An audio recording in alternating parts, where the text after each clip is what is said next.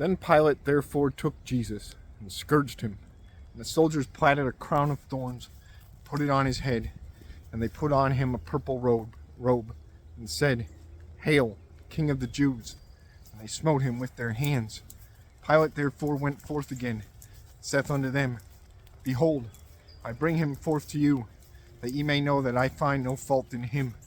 Then came Jesus forth, wearing the crown of thorns, and the purple robe. And Pilate saith unto them, Behold the man. When the chief priests therefore and officers saw him, they cried out, saying, Crucify him, crucify him. Pilate saith unto them, Take ye him, and crucify him, for I find no fault in him. The Jews answered him, We have a law, and by our laws he ought to die, because he made himself the Son of God.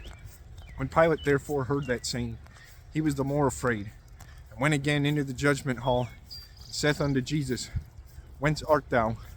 But Jesus gave him no answer.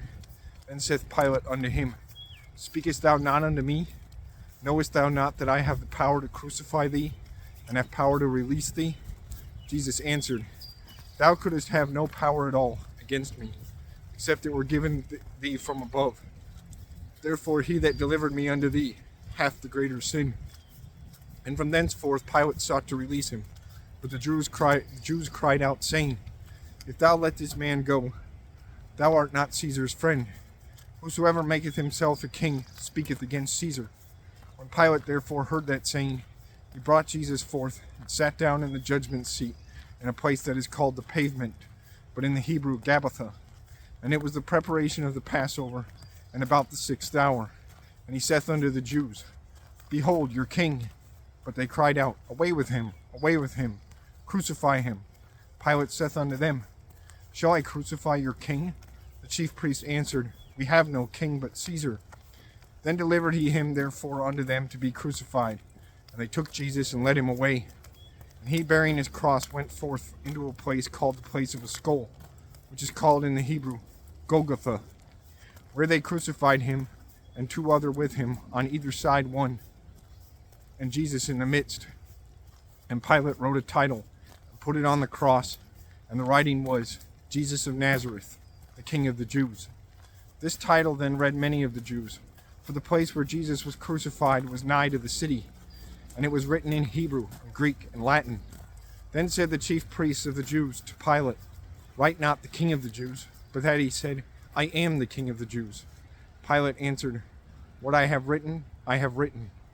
Then the soldiers, when they had crucified Jesus, took his garments and made 4 parts, to every soldier a part, and also his coat. Now the coat was without seam, woven from the top throughout.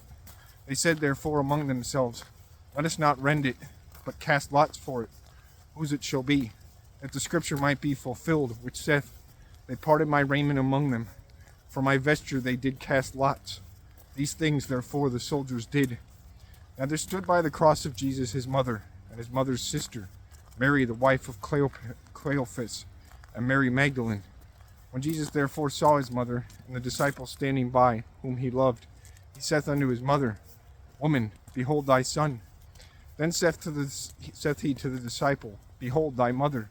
And from that hour that disciple took her unto his own home. After this, Jesus, knowing that all things were now accomplished, that the scripture might be fulfilled, saith, I thirst. Now there was set a vessel full of vinegar, and they filled a sponge with vinegar, and put it upon hyssop, and put it to his mouth. When Jesus therefore had received the vinegar, he said, It is finished. And he bowed his head, and gave up the ghost. The Jews therefore, because it was the preparation, that the bodies should not remain upon the cross on the Sabbath day, for that Sabbath day was an high day, besought Pilate that their legs might be broken, and that they might be taken away. Then came the soldiers, and brake the legs of the first, and of the other which was crucified with him. And when they came to Jesus, and saw that he was dead already, they brake not his legs. But one of the soldiers with a spear pierced his side, and forthwith came there out blood and water. And he that saw it bare record, and his record is true, and knoweth that he knoweth that he saith true, that ye might believe. For these things were done, that the scripture should be fulfilled. A bone of him shall not be broken. And again another scripture saith, they shall look on him whom they pierced. And after this, Joseph of Arimathea, being a disciple of Jesus, but secretly for fear of the Jews, besought Pilate that he might take away the body of Jesus. And Pilate gave him leave. He came therefore and took the body of Jesus. And there came also Nicodemus, which at the first came to Jesus by night, and brought a mixture of myrrh and aloes, about 100 pound weight. Then took they the body of Jesus, and wound it in linen clothes with the spices, as the manner of the Jews is to bury. Now in the place where he was crucified there was a garden, and in the garden a new sepulchre, wherein was never man yet laid.